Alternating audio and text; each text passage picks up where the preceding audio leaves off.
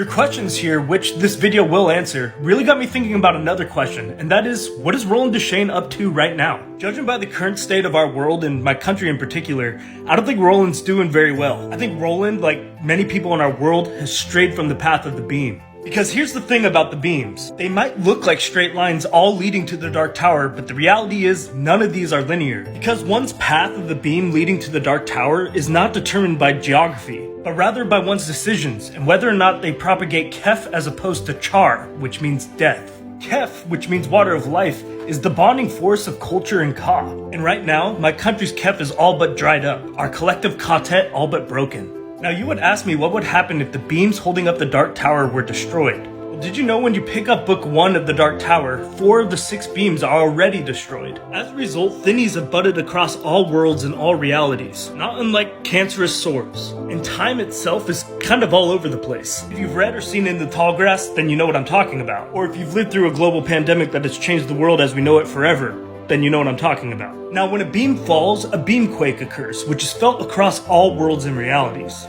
So unfortunately, I'm thinking a 5th beam has fallen, and that would be the beam of the elephant and the wolf, otherwise known as Gan's beam. If the last beam should fall, thus bringing down the Dark Tower, then space and time would collapse, leading to an event known as Discordia. Assuming we don't all wink out of existence, we'd be devoured by Todash monsters. But with one beam still up and running, there still is hope, because the beams can recharge. Problem is, there are humans in our world who are agents of the Outer Dark, who propagate char, whether they know it or not. In Roland's world, it'd be a guy like John Farson, otherwise known as the Good Man. John Farsons tend to pop up when all bonds of loyalty are broken, when there's no longer a sense of cultural khatet. When he serves up a bunch of propaganda about equality and democracy, it's only effective because it contains grains of truth, which allows him to exploit the anger and alienation of a society that's all out of balance. I wish I could say we had guardians to protect us, but we don't. And neither does Midworld, because these are made of machine, and machine, like man, is mortal. If we keep going as we are, the wheel of Ka will keep turning towards devolution and destruction. History will repeat itself as we repeat the same mistakes the old ones had made. I hope there's a great turtle watching over us, but just in case there's not, it's up to us to become agents of high purpose and spin the wheel of Ka the other way.